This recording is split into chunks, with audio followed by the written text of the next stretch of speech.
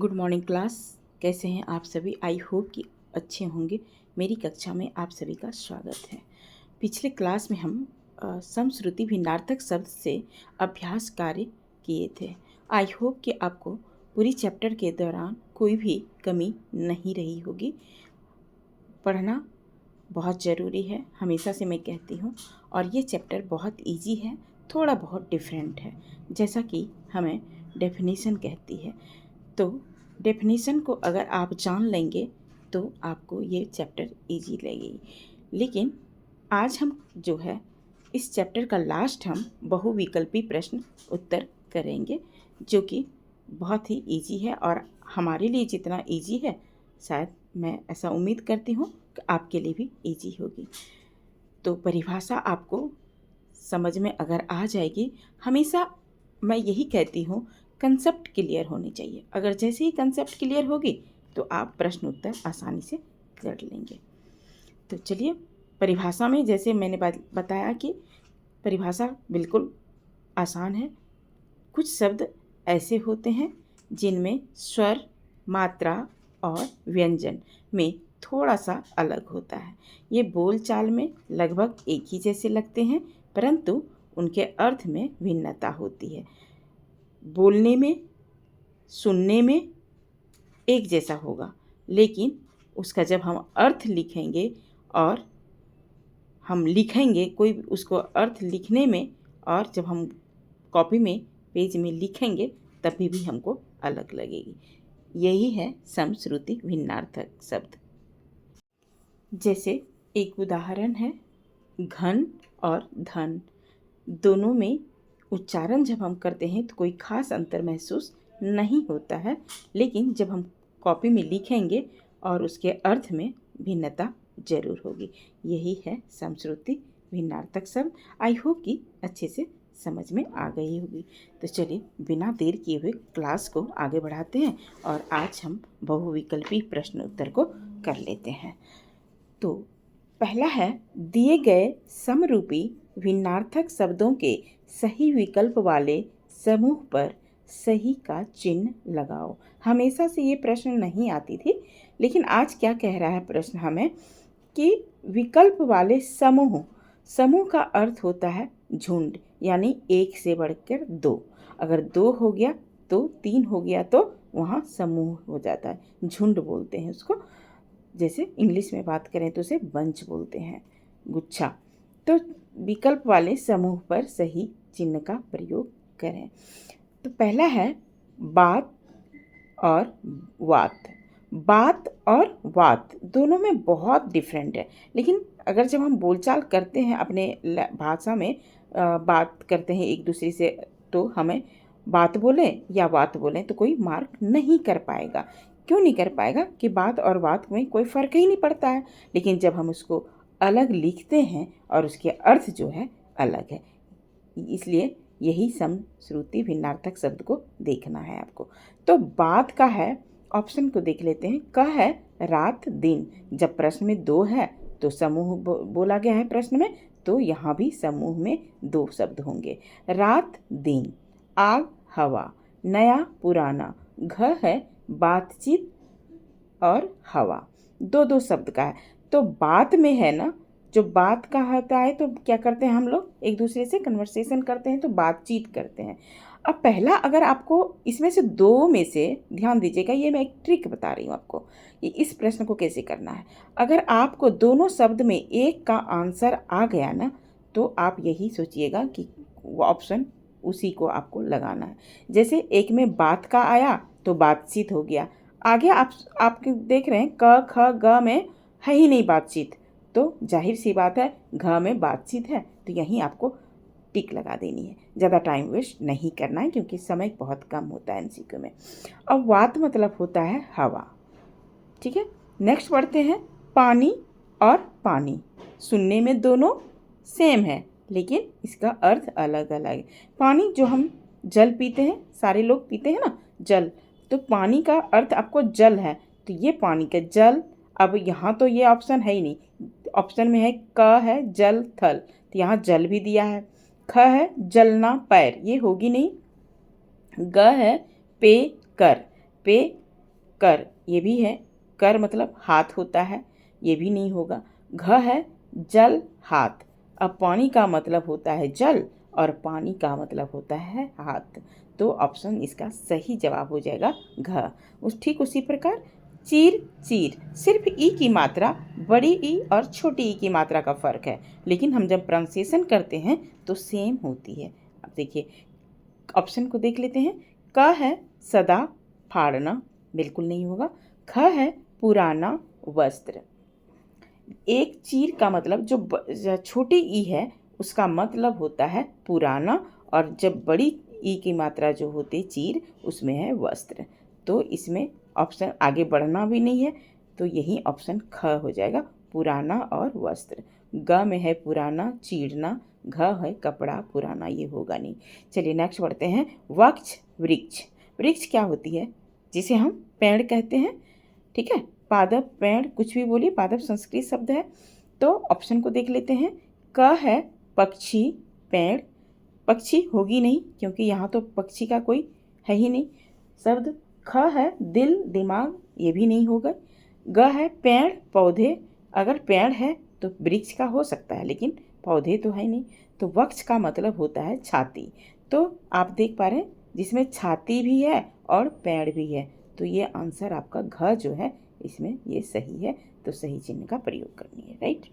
चलिए नेक्स्ट बढ़ते हैं। कपट कपाट, क है धोखा दरवाजा। कपट क्या होती है? कपट होता है छल कपट, जैसे किसी को धोखा देना, तो पहले में आपको क्या है? धोखा, और ऑप्शन को देख लेते हैं, शायद और किसी में होगा धोखा। तो ख में है कंगाल दरवाजा। ग कपटी कपूत, ये होगी नहीं, कंगाल होगी नहीं, कंगाल मतलब होता है भिखारी जिसके पास कुछ भी नहीं हो। घ है धोखा कंगाल, इसमें धोखा तो होगी बट कंगाल नहीं होगी, तो इसका मतलब अगर आपको कपाट का मतलब नहीं पता है तो सीधा आंसर आप कपट का देख लीजिएगा। कपट है धोखा, यहाँ कंगाल है, कंगाल होगी नहीं, तो इसका आंसर क हो जाएगी, धोखा और दरवाजा। आपको ऐसे करना होगा प्रश्न का हल। नेक्स्ट है सूत और सूत, सुनने में एक ही जैसा है? नहीं बिल्कुल, लेकिन अगर हम जब प्रोनाउंसिएशन करते हैं तो एक जैसा लगता है, लेकिन लिखने में और उसका अर्थ अलग अलग, जैसा कि परिभाषा कह रही है। तो ऊ बड़ी ऊ छोटी ऊ का फर्क है, तो देख लेते हैं। क सूत बेटी धागा, बेटी होती नहीं है, छोटी ऊ में जिसमें है उसका मतलब होता है पुत्र, और बड़ी ऊ के मतलब होता है धागा, तो बेटी होगी नहीं, पुत्र है नहीं इसमें। ख है सुतली धागा, ये भी नहीं होगा। ग है पुत्र और धागा, और घ है पतंग धागा, पतंग धागा होगी नहीं, तो इसका सही जवाब हो जाएगा पुत्र और धागा। सूत का मतलब बड़ी ऊ, छोटी ऊ का मतलब सूत का मतलब पुत्र, और बड़ी ऊ सूत का मतलब होता है धागा, तो इसका सही जवाब हो जाएगा ग पुत्र धागा। नेक्स्ट है बलि बलि, बलि बलि बलि मतलब क्या होता है? छोटी ई की मात्रा जो है बलिदान होता है, जिससे बलिदान किसे कहते हैं? जो क्या बोलूँ, जो किसी का बलि देते हैं ना, जैसे कई बार लोग गोट का देते हैं बलिदान, जो धार्मिक लोग जो होते हैं मानते हैं ना, उसको कुछ बलि चढ़ाना होता है, किसी भी चीज़ का बलि चढ़ाना, तो जानवर का चढ़ाते हैं। उसी तरह कोई इंसान भी बलि देते हैं, जैसे ईसा मसीह है, उन्होंने अपने बाप को बलिदान किया, ऐसे बलिदान होते। तो ये किसका बलि का है? छोटी बलि की मात्रा की, और वहीं बड़ी बलि जो होती है, बड़ी का मतलब होता है वीर बहादुर साहसी हिम्मत वाला कुछ भी, तो इसका सही जवाब घ हो जाएगा, बलिदान और वीर। नेक्स्ट है धेनु और धनु, धेनु और धनु, धेनु किसको कहते हैं? बोलते हैं ना कामधेनु, गाय है, गाय, धेनु का मतलब होता है गाय, और धनु का मतलब है संस्कृत शब्द धनुष। ऑप्शन को देख लेते हैं। क है धन अधिक, ख है गाय धनुष, ग है गाय धनी, घ है गाय अधिक, गाय अधिक होगी नहीं, गाय धनी होगी नहीं, ख है गाय और धनुष, जैसा कि प्रश्न कह रहा है धेनु मतलब गाय और धनु मतलब धनुष, तो इसका सही जवाब हो जाएगा ख, तो यहाँ आपको सही चिन्ह का प्रयोग करना है। नेक्स्ट है अन्य अन्न, अन्य मतलब दूसरा, और अन्न मतलब जो हम अनाज खाते हैं, फसल। तो ऑप्शन को देख लेते हैं। क है भिन्न अनाज, होगी नहीं। ख है दूसरा अंतर, ये भी नहीं होगा। ग है दूसरा और अनाज, तो अन्य का मतलब क्या हो गया? दूसरा, और अन्न का मतलब होगा अनाज, तो आगे बढ़ना ही नहीं है। अच्छा, घ ऑप्शन में है भिन्न और गेहूँ। भिन्न का भी मतलब होता है अलग, गेहूँ भी एक अनाज है, लेकिन ऐसा नहीं है कि गेहूँ एक अनाज है तो गेहूँ ही कर देना है। ध्यान से प्रश्न को पढ़ना है। अन्न का मतलब होता है अनाज, अन्य का मतलब होता है दूसरा, तो ऑप्शन सही ग हो जाएगा, दूसरा अनाज। कितना बच्चा कंफ्यूज कर जाता है कि यहाँ लिख के चले आते हैं, लेकिन बिल्कुल गलत है। नेक्स्ट पढ़ते हैं लोटा और लौटा। लोटा जिसमें हम जल पीते हैं, अक्सर ये गाँव में पाया जाता है। लोटा गाँव में कोई भी ज़्यादा, अक्सर जो लोग पानी पीते हैं ना, वो लोटा से ही पीते हैं। और लौटा, लौटा मतलब वापिस होना, कहीं से हम गए और सपोज हम वहाँ से वापिस होके लौट गए। तो ऑप्शन को देख लेते हैं। क उल्टा बर्तन, लोटा बर्तन भी है। ख है बर्तन और वापिस आना। ग है वापसी बर्तन। घ है बर्तन उल्टा, लेकिन इसमें उल्टा बर्तन होगा नहीं। का ग में है वापसी बर्तन, वापसी तो होती है, बर्तन भी सही है, लेकिन वापसी आना है। ऑप्शन में अगर वापिस आना नहीं होता तब ये होता, लेकिन लिखा है ऑप्शन में ख है बर्तन और वापिस आना, तो इसका सही जवाब ख हो जाएगा, बर्तन और वापिस आना। समझ में आ गई? चलिए नेक्स्ट है नंबर 2 क। नीचे दिए गए शब्दों के सही अर्थ पर सही चिन्ह का निशान लगाएं। इसमें दो शब्द नहीं है, समूह भी नहीं है। जब दो शब्द होगी नहीं तो समूह भी नहीं होगी। एक एक प्रश्न है और एक एक शब्द है, और शब्द के 4 ऑप्शन हैं। उसका जो भी होगा समश्रुति भिन्नार्थक, वो आपको उसमें सही चिन्ह का प्रयोग करनी है। तो बढ़ते हैं। नंबर 1 है नंबर 1 है कृपण। कटार, ख कंजूस, कृपान, घ कुफंत। तो इसका सही कृपण का अर्थ होता है कंजूस। ठीक है। नंबर 2 है बली। छोटी बड़ी ई की मात्रा है, तो बड़ी ई में क्या हो जाएगा? बली मतलब बलवान, जैसा मैंने बताया, वीर, बलवान, बहादुर, हिम्मत वाला, साहसी। इसमें से कोई भी ऑप्शन हो ना तो वही होगी। ध्यान रहे ई की मात्रा देखना है कि कौन सी बली हमें पूछ रही है। क हो गया बली, छोटी ई की मात्रा है, ऑप्शन में नहीं होगी। ख है राजा बली, बिल्कुल नहीं। ग बलवान, घ वाली, तो क्या इसका जवाब सही हो जाएगा? ग बलवान, मतलब वीर, बहादुर, बलवान, हिम्मत वाला जैसे है। नंबर 3 है सूर। सूर एक कवि है। ख है देवता, ग है वीर, घ है सूरवीर। सूर क्या है? ना तो देवता है, ना एक कवि है, ना वीर है, लेकिन सूरवीर है, बहादुर जिसको बोलते हैं। नंबर 4 है राज।